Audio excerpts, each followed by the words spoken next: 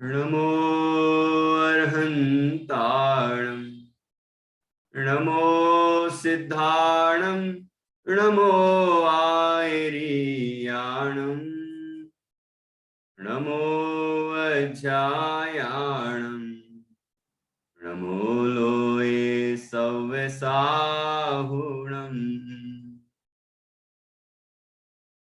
अर्हन्त सिद्ध साहु तिर्यं जिणधम वयण पडिमाहु जिण निलयाय नवदेवा दिन्तु मे बोहि मंगलम भगवान वीरो मंगलम गौतमो गणी मंगलम कुंद कुंदाद्यो जैन धर्मोस्तु मंगलम सर्वमंगल मांगल्यम सर्वकल्याणकारकम प्रधानम सर्वधर्माणां जैनम जयतु शासनम जैनम जयतु शासनम।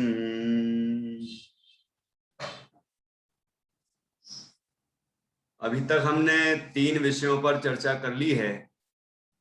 इसमें सबसे पहले प्रवचन सार की 80 नंबर की गाथा के माध्यम से मोह क्षय का रामबाण उपाय हमने समझा और उसमें हमने इस तरह से अरहंत भगवान को अवलंबन बना के और निस्सुधात तत्व का अनुभव करते हैं और जिससे कि मोह उत्पन्न ही नहीं होता और आनंद प्रकट होता है, ऐसा मोक्ष मार्ग प्रशस्त होता है। इसकी चर्चा सबसे पहले की, क्योंकि मोह जब सबसे बड़ा शत्रु है तो पहले शत्रु पर ही प्रहार करना पड़ता है। तो हमने पहले नंबर चर्चा की मोह क्षय का उपाय। उसके बाद फिर हमने उस मोह क्षय का जो उपाय आत्म ध्यान बताया है, जो स्वानुभव की प्रक्रिया बताई है 80 नंबर की गाथा में, उसको यदि हम सामायिक की विधि पूर्वक करें तो और उसका विशेष लाभ होता है। इसलिए हमने सामायिक के स्वरूप, उसकी विधि और उसके फल पर चर्चा की। इसके बाद एक दिन हमने मौन का महत्व भी समझा था, क्योंकि सभी आत्म कल्याणकारी जो कार्य हैं उनमें मौन की मुख्यता है। आत्म साधना करनी है, ध्यान करना है, सामायिक करनी है, तो उन सब में मौन महत्वपूर्ण है। और राग द्वेष और झंझट और झगड़ों से बचना है तो उसमें भी मौन महत्वपूर्ण है। तो इसलिए मौन के महत्व पर एक दिन चर्चा की थी। और उसके बाद फिर हमने ये जो अभी कल वैराग्य भावना, पंडित कविवर पंडित भूधर दास जी द्वारा रचित वैराग्य भावना पर हमने चर्चा की 5 दिन। तो इसमें हमने वज्र नाभि चक्रवर्ती के वैराग्य प्रसंग पर चर्चा की थी कि किस तरह उन्हें क्षेमंकर मुनिराज का संयोग मिला, उनका उपदेश प्राप्त हुआ और उन्होंने संसार शरीर और भोगों के स्वरूप को समझकर और उसके बाद चक्रवर्तित्व का सारा वैभव छोड़ दिया और अपने चैतन्य स्वरूप में मग्न हो गए। इस तरह हमने वैराग्य भावना पर चर्चा की। अब आज एक ही दिन का प्रकरण लेने का विचार है और वह एक भजन है या भक्ति है, देखो जी आदिश्वर स्वामी। और इसके बाद फिर आज ही ये प्रकरण मेरे ख्याल से आधा घंटे में लगभग देखो जी आदिश्वर स्वामी ये भजन हो जाएगा, भक्ति हो जाएगी। उसके बाद जितना भी समय बचेगा, अभी तक के जो प्रकरण हुए हैं उनके आधार पर एक प्रश्न मंच होगा। आपसे कुछ प्रश्न किए जाएंगे, जो जिस प्रश्न का उत्तर दे पाएंगे उनसे उनका उत्तर लेंगे और जो नहीं दे पाएंगे तो वो सुनेंगे। जैसे मान लो कोई शुरू से जुड़े हैं, बहुत कुछ लोग यहाँ दिखते हैं जो पहले दिन से ही हमारे साथ जुड़े हुए हैं और सारे प्रकरण पढ़े हैं, उनने सारे विषय पढ़े हैं, तो वो तो सभी के जवाब दे पाएंगे। बाकी कोई बाद में जुड़े हैं तो कोई बात नहीं, जितना उनने पढ़ा है उसके आधार से उतना उत्तर देना। बाकी पुराना सुनना, दूसरे सुनाएंगे तो हम उसका उत्तर सीख जाएंगे। ठीक है, तो ये प्रश्न मंच भी आज होगा। तो श्रीमती संध्या जी ये प्रश्न मंच का आयोजन करेंगी। और अभी हम देखो जी आदिश्वर स्वामी कैसा ध्यान लगाया है। ये भजन हम पढ़ते हैं, मैं स्क्रीन पर आपको देता हूं, वो आप उसको वहां से पढ़ेंगे। उसकी लय भी आपको बताएंगे, है ना, किस तरह ये दौलत राम जी ने कैसी गजब की भक्ति की है इसके अंदर आदिनाथ स्वामी की, और उनकी ध्यान की कैसी महान स्थिति बताई है, वह हमें आदर्श है, सीखने लायक है। तो देखिए ये भजन है, देखो जी आदिश्वर स्वामी कैसा ध्यान लगाया है, कर ऊपर कर सुभग विराजे, आसन थिर ठहराया है। देखो जी आदिश्वर स्वामी जगत विभूति भूति सम तज कर, निजानंद पद पाया पद ध्याया है। सुरवित श्वासा वासा नासा दृष्टि सुहाया है।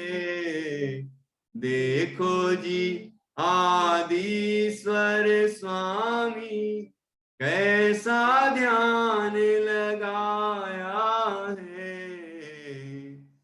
कंचन वरन चले मन रंचना, सुर गिरिजों थिर थाया है।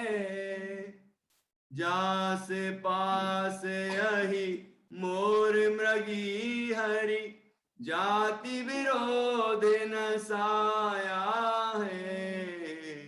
देखो जी आदिश्वर स्वामी सुध उपयोग हुतासन में जिन, वसुविधि समिधि जलाया है।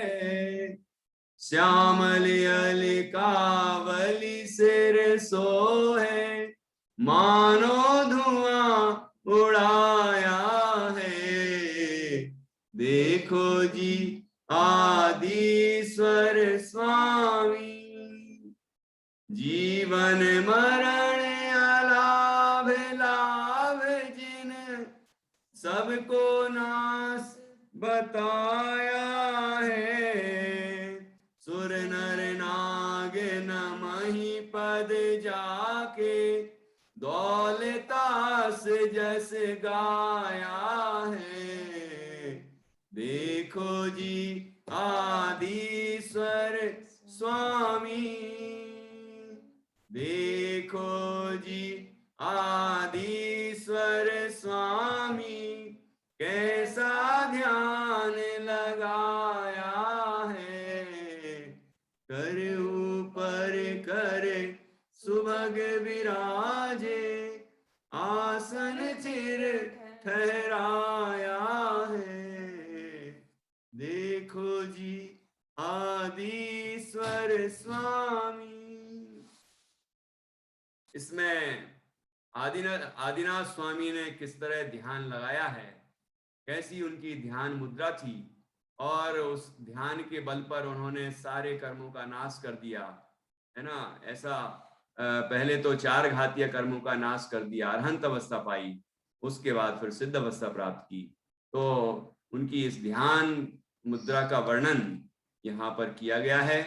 आदिनाथ स्वामी के ध्यान की जो अवस्था है उस बहुत प्रसिद्ध है। ये किस तरह से उन्होंने ध्यान लगाया था वो सारी चर्चा यहाँ पर की गई है। देखिए यहाँ पर आदिनाथ यहाँ पर दौलत राम जी, कविवर पंडित दौलत राम जी हमसे कह रहे हैं देखो जी। हमसे क्या कह रहे हैं? देखो जी। अपने बोलते ना भैया देखो जी, देखो जी, ये क्या क्या कैसी ध्यान मुद्रा है, देखो जी। ऐसा इस तरह से हमें बड़े कोमल शब्दों में संबोधित कर रहे हैं, हम सबको कह रहे हैं, है ना। वो अपने आप को भी कह रहे हैं, हम सबको भी कह रहे हैं कि देखो जी आदिश्वर स्वामी कैसा ध्यान लगाया। आदिश्वर स्वामी ने, ऋषभ देव मुनिराज ने कैसा ध्यान लगाया है ना, कैसा अद्भुत ध्यान लगाया है, ध्यान की कैसी अद्भुत मुद्रा है कि वहां क्या स्थिति है उनकी, पूरी मुद्रा का वर्णन किया, पूरा सचित्र वर्णन किया है कि क्या किया कि कर ऊपर कर, कर अर्थात हाथ, हाथ को हाथ पर रखकर, है ना, हाथ पर हाथ को रखकर ऋषभदेव स्वामी आपको पता है पद्मासन में मोक्ष गए हैं, तो हाथ पर हाथ रखकर सुभग विराजे, बड़े ही सुंदरता से विराजमान हैं, बड़े ही विराजमान है तो बड़े ही सुंदर दिख रहे हैं, आसन थिर ठहराया है, और उनका जो आसन है पद्मासन लगाया बिल्कुल स्थिर है। देखो हम कैसे भी आसन में यदि ध्यान लगाएंगे मन माना तो फिर वो ध्यान तो भटकेगा। तो आसन कैसा लगाना चाहिए, कौन कौन सी आसन बताए हैं, कौन सी मुद्रा उत्तम बताई है, तो 2 आसन बहुत उत्तम बताए हैं, पद्मासन और खड़गासन। ठीक है, तो आदिना आप अपने जितने भी तीर्थंकर हैं उसमें कुछ ही हैं जो पद्मासन में मोक्ष गए, बाकी तो सब खड़गासन में मोक्ष गए। तो ये 2 आसन ही आदर्श हैं, विशेष हैं, बाकी अन्य आसन भी कहे जाते हैं लेकिन ये ही 2 आसन सबसे मुख्य हैं। तो इस तरह से हाथ पर हाथ रखे, आपको पता है कौन से हाथ पर कौन सा हाथ रखते हैं, इतने सालों से आप लोग दर्शन कर रहे हैं तो पता तो हो गई कि कौन से हाथ पर कौन सा हाथ रखते हैं, है ना। उल्टे हाथ पर सीधा सीधा हाथ रखते हैं ना, ये बाएं पर दायां, मतलब उल्टे पर सुल्टा, उल्टे पर सीधा, है ना। इसका मतलब क्या हुआ, ये आप देखना पैर पर पैर कौन से रखें, पहले उल्टा पैर मतलब बायां पैर ऐसा रखते हैं, ठीक है, उसके ऊपर दायां पैर रखते हैं, ऐसी पद्मासन की मुद्रा बनाते हैं।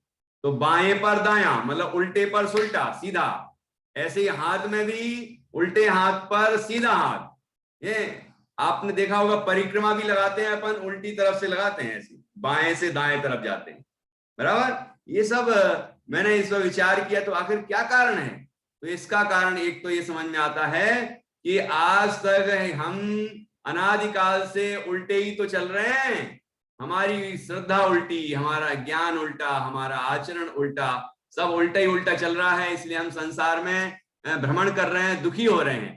तो अब उल्टी गति बंद करके सुलटने का समय है। तो हमें आदिनाथ स्वामी ने क्या किया कि जो अनादि से उनकी परदृष्टि थी, इसीलिए संसार में घूम रहे थे, तो उनने अब सीधा उपाय अपनाया और उनने परदृष्टि छोड़कर आत्मदृष्टि की, अपने स्वरूप की दृष्टि की, स्वरूप में ध्यान लगाया। तो ऐसा ये प्रतीक बनता है। तो जैसा उन्होंने किया ऐसा ही हमें भी करना है, हमें भी तो भगवान आदिनाथ की तरह भगवान बनना है, ठीक है। तो हम भी वैसा ही अभ्यास करें, तो ऐसे हाथ पर हाथ रखें और पद्मासन लगाएं, इसका अभ्यास करें और ऐसा ध्यान लगा के किसका ध्यान करें, जैसा आदिनाथ स्वामी ने किया वैसा ही हम भी करेंगे। तो देखते हैं कि आदिनाथ स्वामी ने किस तरह ध्यान लगाया, किसका ध्यान लगाया, उसका असर क्या हुआ, उसका फल क्या मिला, वो सारी बातें इस एक भजन के अंदर आ गई हैं। बहुत सुंदर भजन है, सार गर्भित भजन है। देखिए क्या लिखा है, जगत विभूति भूति सम तजकर निजानंद पद ध्याया है, सुरभित श्वासा आशा वासा नासा दृष्टि सुहाया है। क्या लिखा है, जगत विभूति, जगत की विभूति, जगत का सारा वैभव, जो राज्य है, संपदा है, वस्त्र है, आभूषण है, और जो जो स्त्री पुत्र मकान जायदाद जो भी कुछ बाही का वैभव है, वो सारा वैभव उनने तजकर त्याग कर, कैसे किस तरह त्यागा, भूति सम, भूति के समान, भूति भभूति मतलब राख के समान, है ना, राख जैसे होती है, और राख अपन जो अंगारे से निकलती है लकड़ी से, तो उस वो जैसे अपन वो उड़ जाती है ना, नष्ट हो जाती है। इसी तरह उन्होंने इस जगत की विभूति को त्याग दिया, ठीक है। जगत विभूति भूति सम तज कर निजानंद पद ध्याया है।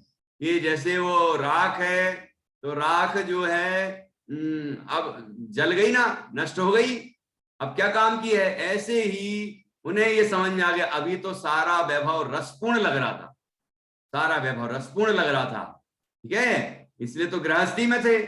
लेकिन अब उनमें कोई रस नहीं आता, मतलब लकड़ी का अंगारा बना, अंगारे की राख बनी, तो वो बिल्कुल अब सारहीन हो गई। ऐसे ही ये जो पंचेंद्री के भोग हैं, जगत की विभूतियां हैं, सब उनके लिए निस्सार लगने लगी, और उनको निस्सार देखकर उस वैभव को उन्होंने त्याग दिया और अपने चैतन्य की साधना प्रारंभ की। निजानंद पद ध्याया है, निज आनंद पद, पद मतलब स्वभाव, निज आनंद स्वभाव का ध्यान किया है, ठीक है, अपने आनंद स्वरूप, ज्ञानानंद स्वरूप आत्मा का उन्होंने ध्यान लगाया। तो हम क्या करें, हम भी ऐसे ही संसार, शरीर और भोगों को, इस बाह्य वैभव को त्याग दें, उसमें अपनापन त्याग दें और उसको छोड़ दें, है ना, उसको अपना वैभव ना माने, उसको महत्व ना दें, और अपने चैतन्य तत्व को, चैतन्य वैभव को ही महत्व दें और उस चैतन्य स्वरूप का अनुभव करें, उसका ध्यान करें, तो हम भी आदिनाथ स्वामी की तरह परमात्मा बन सकते हैं। तो यहां लिखा, जगत विभूति भूति सम तज कर निजानंद पद ध्याया है, सुरभित श्वासा आशा वासा नासा दृष्टि सुहाया है। क्या है ये, सुरभित श्वासा, आपको पता है श्वास, श्वास जो चलती है, तो जब ध्यान की मुद्रा में होते हैं तो धीरे धीरे श्वास बिल्कुल सहज हो जाती है, वो भी सुरभित है, मतलब सुगंधित है ना, सुरभित श्वासा। और कैसी होती है कि श्वास जब धीरे धीरे धीरे धीरे आपको बाहर से देखेंगे अपन ध्यान करने वाले को, तो पता नहीं चलेगा कि श्वास ले भी रहे हैं कि नहीं ले रहे हैं, ऐसी वहां पर स्थिरता आ जाती है। और ऐसा ज्ञानार्णव जी में और भी अनेक जो अमृता सीति है और भी ग्रंथ हैं ध्यान के, अपने जैन ग्रंथ, उनमें ऐसा बताया है, जो दसम रंध्र द्वार होता है, जब ध्यान की मुद्रा में मुनिराज विराजमान होते हैं, विशेष ध्यान की मुद्रा चलती है, अवस्था चलती है, तो वहां से अपने आप वायु आती जाती है, वहां नाक से आने जाने का काम खत्म, मतलब इतनी स्थिरता हो जाती है, ध्यान मुद्रा ऐसी गजब की होती है। तो यहाँ तो कह रहे हैं मतलब आगे भी जैसे आपने सुना है कि अरहंत अवस्था में आहार नहीं होता, मतलब कबला आहार नहीं होता, जो अपन खाते हैं ना, ऐसा मुनि अवस्था में जैसे आहार करते हैं वो कबला आहार है ना, कौर कौर करके। लेकिन अरहंत अवस्था में तो कौन सा आहार है, तो कोई आहार नहीं, मतलब तो फिर आहार नहीं है तो शरीर कैसे टिकता है, कि उसका आहार का नाम है नोकर्म आहार। कि सहज में शरीर की जो वर्गणाएं हैं, शरीर की जो जो जो चीज चाहिए शरीर को, वो सब आता है और पुराना खिरता है। इस तरह नोकर्म जो है शरीर है, इसके ये इस तरह की वर्गणाएं हैं, वो चीज आती है, उसको ही वहां पर आहार कहा है, नोकर्म आहार, ठीक है। तो ये कोई आहार नहीं लेते हैं, लेकिन कोई आहार तो होना चाहिए भाई शरीर के लिए, शरीर है तो शरीर के टिकने के लिए कोई आहार की जरूरत तो है, तो वहां कहा है नोकर्म आहार, ठीक है। तो इस तरह यहां पर अभी बात कर रहे हैं अपन श्वास की, तो सुरभित श्वासा आशा वासा, अब दूसरी बात कर रहे हैं, आशा वासा नासा दृष्टि सुहाया है, कि श्वास तो कैसी हो गई, कैसी है, सुगंधित है, और आशा वासा मतलब आशा जो है वह समाप्त हो गई है, इच्छाएं, अभिलाषाएं, पंचेंद्रिय के भोगों की इच्छाएं, वो तो सब समाप्त हो गई हैं, है ना। और नासा दृष्टि सुहाया है, नासा दृष्टि पर, नासा दृष्टि में विराजमान है और अत्यंत शोभायमान है।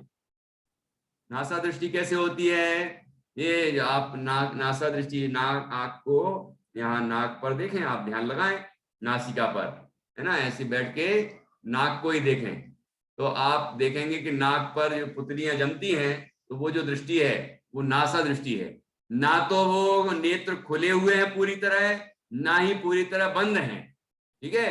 और नासा पर दृष्टि है। यदि उपयोग बाहर आता है तो नाक पर ही जाएगा, वहां भी मंत्र पदों की स्थापना कल्पना की जाती है। लेकिन उपयोग जो ध्यान करने वाले हैं उनका ध्यान कोई नाक पर नहीं रहता है। ध्यान और जो उपयोग है वो तो चैतन्य में ही रम जाता है, आत्मा में रम जाता है। लेकिन जो पुत्रियां हैं आपकी वो यहां जमी रहती, वो उपयोग अंदर जमा रहता है। ऐसी स्थिति बनती है नासा दृष्टि। ठीक है, तो इसका भी अभ्यास हमें करना चाहिए। इससे शारीरिक लाभ भी अपने आप होंगे। हालांकि ये सब चीजें आत्म कल्याण के लिए ही होती हैं, लेकिन इससे शारीरिक लाभ भी होंगे। आपकी नेत्र ज्योति बढ़ेगी और ये पद्मासन में विराजमान होंगे और ये ध्यान करेंगे तो इससे शरीर अपने आप ठीक होगा। देखिए, इसके लिए कुछ करने की जरूरत नहीं पड़ेगी। लेकिन मुनिराज या ज्ञानी शरीर के लिए ये सारे कार्य नहीं करते हैं। इनका सारा प्रयोजन एकमात्र आत्म कल्याण ही होता है। फिर भी ये बात हमने आपको बता दी कि इससे शरीर का भी अपने आप कल्याण हो जाएगा। आपको उसके लिए अलग से किसी इधर उधर किसी के यहाँ जाने की आवश्यकता नहीं है कि उनसे सीखने जाओ, कि इनके यहाँ जाओ कि उनसे सीखो, कोई जरूरत नहीं है ना। ज्ञानार्णव ग्रंथ में प्राणायाम, प्रत्याहार, आसन और सारी चर्चा की है, बहुत सुंदर चर्चाएं हैं। लेकिन अंत में कहा कि ये जो प्राणायाम आदि हैं इससे शरीर थक जाता है। ठीक है, और दूसरी बात कही, ये शरीर के लिए तो बहुत स्वास्थ्यकर है ना, लेकिन आत्मा के लिए ये कोई लाभकारी नहीं। प्राणायाम आदि आत्म कल्याण के लिए कोई लाभकारी नहीं है। ये शरीर के लिए लाभकारी हैं, शरीर को रोग मुक्त करते हैं, ये बात ठीक है, लेकिन आत्मा के लिए ये कोई लाभकारी नहीं है, ये बात भी यहां बताई जाती है। ठीक है ना।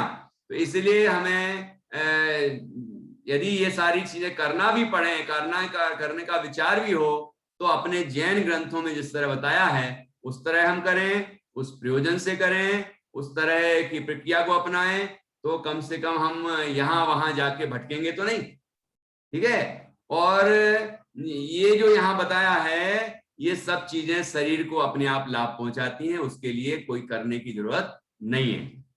तो यहाँ देखिए अपने कल्याण की बात है। ये देखो नासा दृष्टि होती है ना जब, तो नासा दृष्टि के समय हम जागरूक अवस्था में रहते हैं। यदि आंख बिल्कुल बंद हो जाएगी तो नींद आ सकती है। आंख यदि पूरी तरह खुली रहेगी तो बाहर के पदार्थ हमारे गेय बनेंगे। जब उपयोग जैसे बाहर जाएगा तो यहाँ हमारे शेर ने हिरण को खा लिया, कहीं ये पेड़ गिर गया, कहीं हवा चल रही है, कहीं गर्मी है, कहीं ठंड है, कहीं कोई आया है दर्शन करने, तो ये बाहर ही देखते रहेंगे। फिर उपयोग बाहर जाएगा तो फिर बाहर की चीजें ही दिखेंगी। लेकिन अभी उपयोग बाहर जाएगा तो नाक दिखेगी, नाक, और नाक पर मंत्र की स्थापना की है ना। तो इस तरह से ये यदि पूरी खोलेंगे तो बाहर के पदार्थ दिखेंगे तो ध्यान भंग होने की संभावना है, पूरी बंद करेंगे तो नींद आने की संभावना है।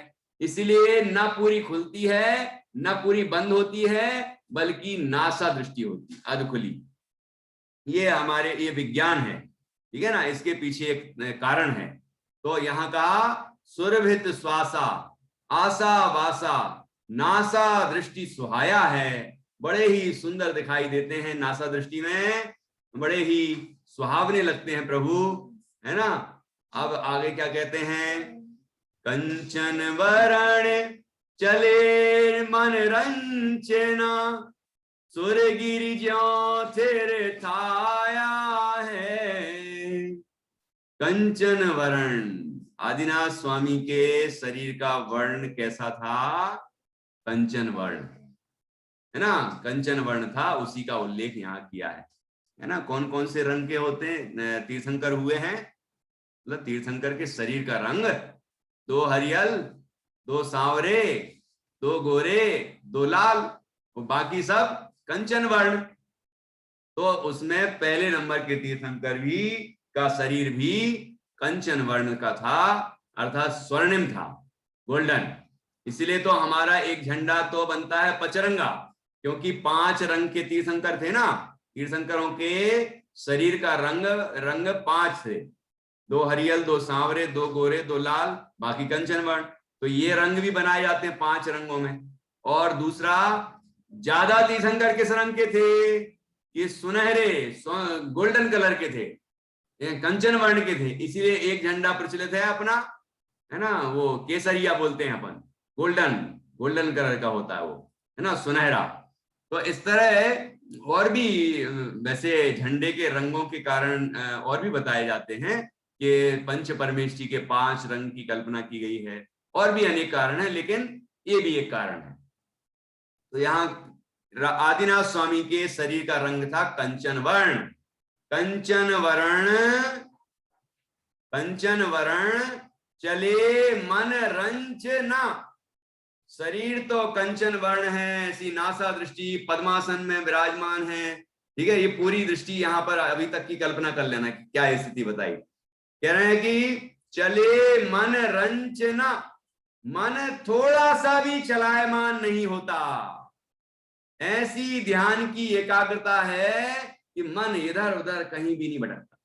अब आप ध्यान के लिए कहीं और जाएंगे ना, जैन ग्रंथों के अलावा जैन आचार्य जो बताते हैं, जैन पद्धति है, उसके अलावा आप इधर उधर जाएंगे तो वो कहेंगे अब आप अपने बचपन का ध्यान करो, अब पुरानी घटनाओं को याद करो, अब बचपन को याद करो। मतलब अभी बचपन के हुए नहीं आप, लेकिन आगे आप ऐसे हो जाओगे, फिर मर जाओगे, फिर ये हो जाएगा, तो आगे की याद करो।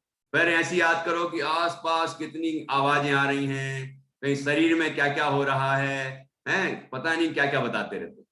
तो इससे आत्मा को क्या लाभ हो रहा है? इधर उधर इधर उधर भटकाया दिमाग दुनिया भर में, है ना, आर्त ध्यान रौद्र ध्यान में कहीं ना कहीं भटकाया, क्या लाभ हुआ? कोई लाभ नहीं। इनका मन कैसा था कि रंच मात्र चलायमान नहीं हो रहा था, विचलित नहीं था, स्थिर नहीं था। पूरा का पूरा उपयोग, मन मतलब उपयोग, एकमात्र आत्म स्वरूप में लगा हुआ था। तो इसलिए लिखा चले मन रंचना। और सुरगिरी ज्यों थिर थाया है। उदाहरण देखिए, जैसे सुरगिरी, ये कौन कहलाता? सुरगिरी कौन सा है? सुदर्शन मेरु। सुदर्शन नाम का जो मेरु पर्वत है उसको सुरगिरी कहते हैं। ठीक है, तो सुरगिरी के समान भक्तामर में भी आया है, जैसे सुरगिरी के दोनों ओर से नदी झरने बह रहे हों, इस तरह वो उनके दोनों तरफ से चंवर ढुराए जा रहे हैं, वैसा दृश्य दिखाया गया है। तो यहाँ भी क्योंकि ऋषभदेव भगवान जो थे उनका शरीर 500 धनुष ऊंचा था, 500 धनुष, सभी तीर्थंकरों में सबसे ऊंचा। और पद्मासन की मुद्रा में, तो आप सोचिए कितने विशाल शरीर होगा। और ऐसी स्थिति में वह विराजमान थे और सुनहरे रंग की। तो जो सुमेरु पर्वत है वो भी सुनहरा है, गोल्डन कलर का है ना, स्वर्णिम है।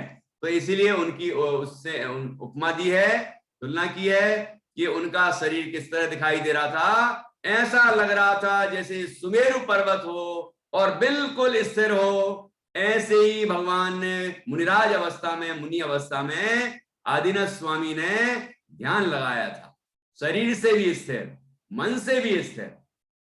अब आप देखिए, ये है ध्यान मुद्रा। अब लोग कहते हैं शरीर तो कैसे ही बना रहे, चलते रहो फिरते रहो, कहीं भीड़ भाड़ में हो, कहीं भी हो, पड़े हो, ऐसे बैठ जाओ, आड़े बैठ जाओ, तिरछे बैठ जाओ, उससे क्या फर्क पड़ता है? मन आत्मा में लगना चाहिए, अपने स्वरूप में लीन हो जाना चाहिए। ये कैसे होगा? मन को स्थिर करने में तन का भी निमित्त है, इसलिए तन भी स्थिर, मन भी स्थिर। और मन कहाँ? मन मतलब उपयोग, वो आत्मा में स्थिर। तो आत्मा में स्थिर देखिए। और ऐसी स्वरूप अनुभव की जो दशा हो रही है, आत्म स्थिरता की दशा है, उसमें बाहर में क्या क्या हो रहा है देखिए।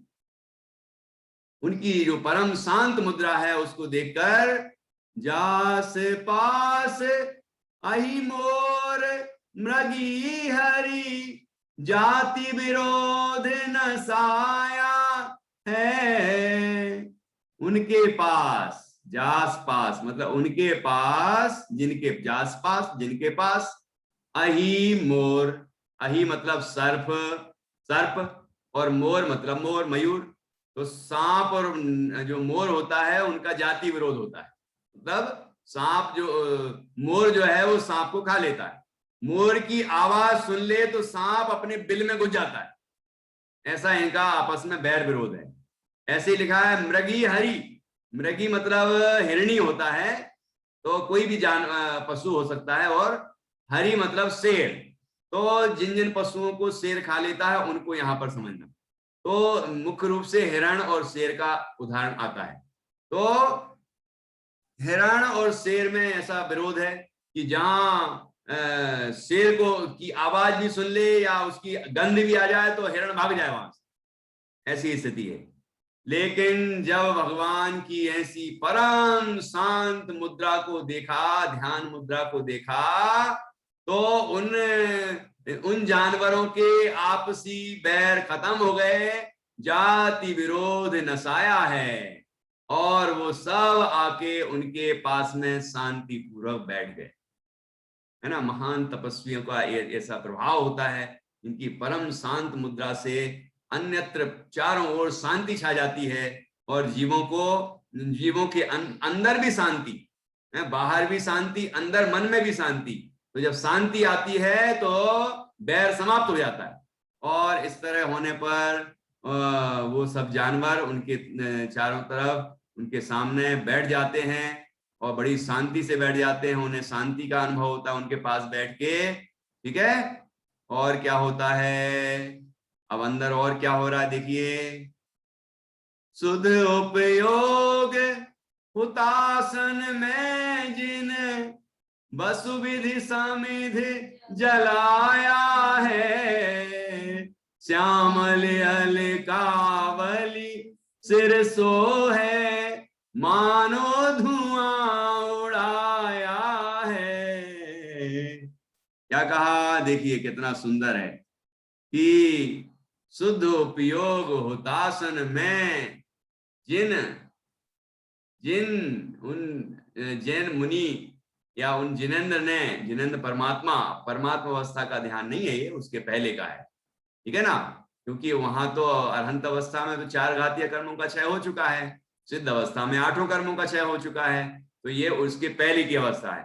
तो यहाँ जिन मुनिराज को भी जिन कहते हैं, ठीक है, जिन गुरु ऐसा कहते हैं।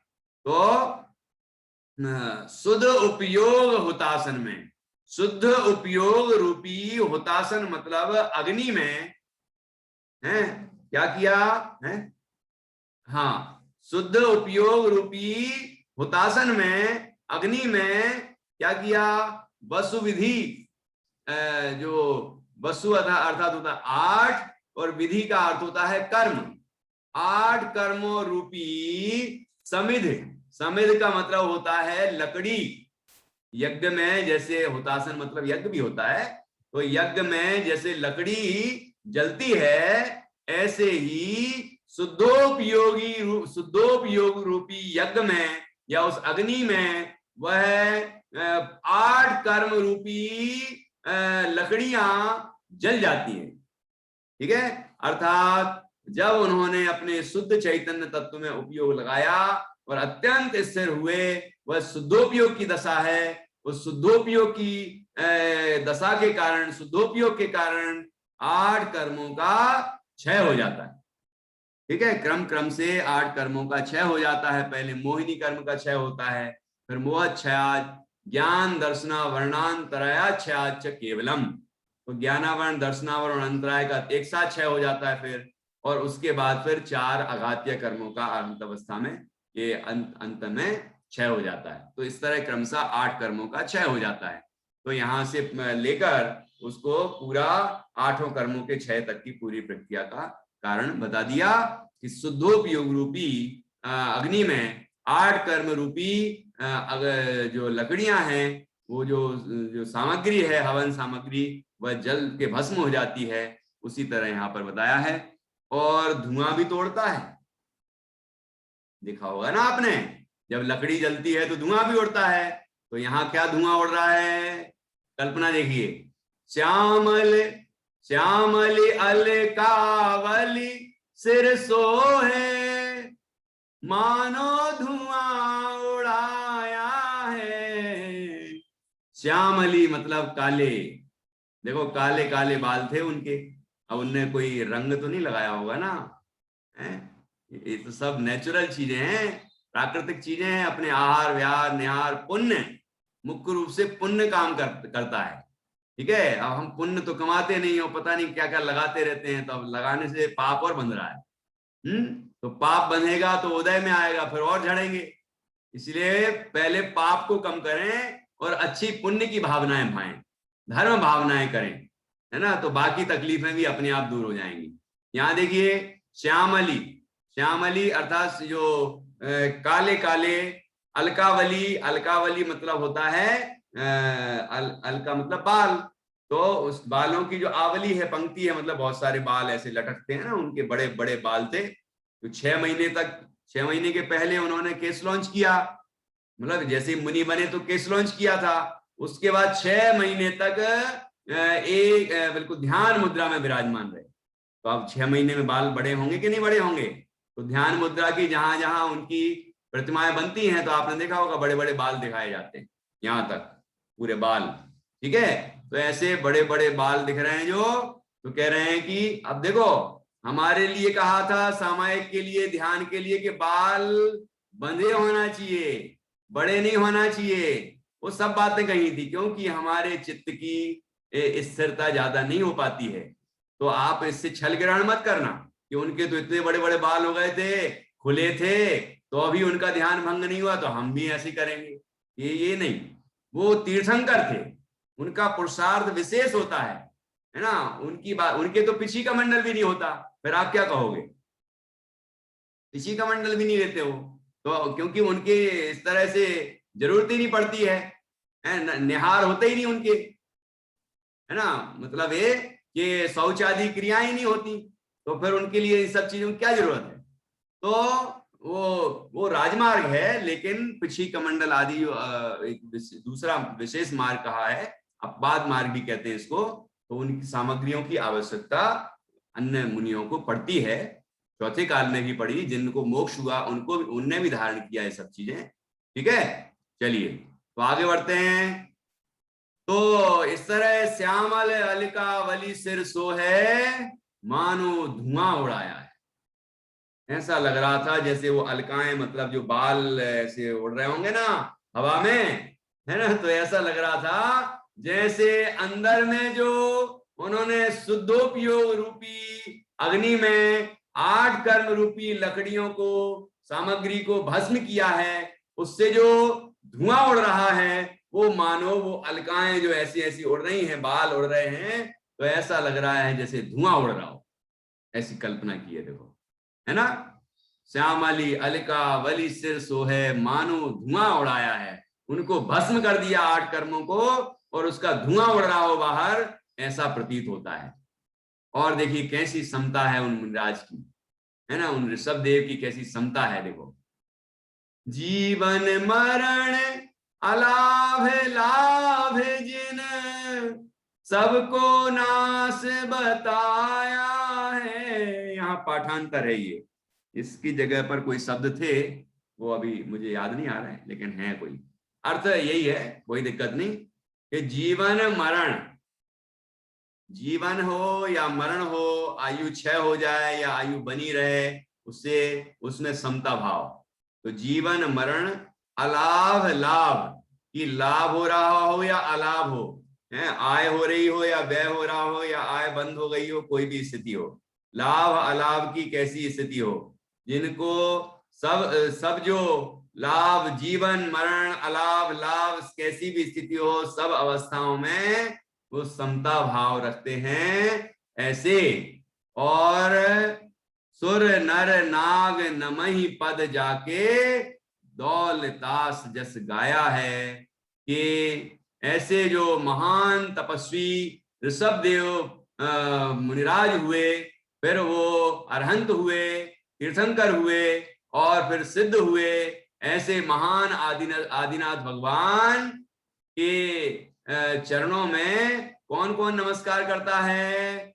सुर देवता, नर मनुष्य, नाग अर्थात नागेंद्र, नाग कुमार जाति के देव, मतलब चारों निकाय के देव, भवनवासी, व्यंतरवासी, ज्योतिषी और वैमानिक, और उनके सभी के इंद्र, सब देवता उनको नमस्कार करते हैं, और सभी मनुष्यों का इंद्र जो चक्रवर्ती हो या साधारण मनुष्य हो, सब, और तिरंज भी, सबके सब उनको नमन करते हैं, उनको प्रणाम करते हैं।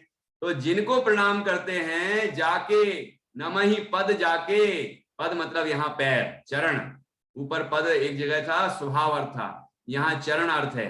तो जिनके चरणों में सुर नर नाग नमन करते हैं, तास जस गाया है। तास मतलब उनका, जस अर्थात यश, ये महान गुणगान गाया है। किसने गाया है? दौल अर्थात दौलत राम जी ने गाया है। जिनके पास ये सम्यक ज्ञान की दौलत थी, ऐसे दौलत राम जी। जिनके पास भेद विज्ञान और वैराग की दौलत थी, ऐसे दौलत राम जी। दौलत राम जी कविवर, आध्यात्मिक कवि, महान, जिन्हें छेड़ाला ग्रंथ की रचना की, बहुत प्रसिद्ध रचना है। तो ऐसे दौलत राम जी ने यहाँ लिखा है कि दौलत राम ने उन ऋषभ देव परमात्मा का यश गान किया है यहाँ इस भजन के माध्यम से। इस तरह से ये भजन का हमने अर्थ समझा, और ये समझा कि किस तरह एक साधक किस तरह साधना करता है, और कैसी ध्यान मुद्रा होती है, और उसका फल क्या होता है, कैसे कर्मों का नाश होता है। कर्मों का नाश करने के लिए कर्म की तरफ नहीं देखना पड़ता, कर्म के नाश का विचार नहीं करना पड़ता, अपने शुद्ध चैतन्य स्वरूप का अनुभव किया जाता है, ध्यान किया जाता है। उससे सब राग द्वेष भी नष्ट हो जाते हैं, कर्म भी नष्ट हो जाते हैं, और अंतर का आनंद प्रकट हो जाता है ना, आत्मा का वैभव प्रकट हो जाता है, और सब अवस्थाएं, मुनि अवस्था, अरहंत अवस्था, सिद्ध अवस्था, सब प्रकट हो जाती है, और आत्मा अपने में मग्न रह के अनंत आनंद का पान करता है। सिद्ध अवस्था में साधी अनंत काल ऐसा ही अनंत आनंद भोगता रहता है। ऐसा यहाँ पर ध्यान का फल बताया है। इस तरह हमने इस भजन पर चर्चा की। अब आप इसका बार बार पाठ करें और फिर देखें कि किस तरह इसका मर्म हमें ख्याल में आता है। और इस तरह हमने ये वाला भजन पूरा किया। अब 5-10 मिनट, हाँ 5-10 मिनट इसमें हम प्रश्न मंच कर लेंगे, ठीक है, और उसके बाद अपनी क्लास पूरी हो जाएगी। चलिए। और इस भजन में आपको कोई शब्द समझ में नहीं आया हो या कोई शंका हो तो आप हमसे पूछ सकते हैं, ठीक है। चलिए, अब ये पूरा होता है, इसका अपन गुणगान करेंगे, इस भजन को पाठ करेंगे, फिर देखना कि इसमें अपन को कुछ विशेषता आई कि नहीं आई, वो आप बताना।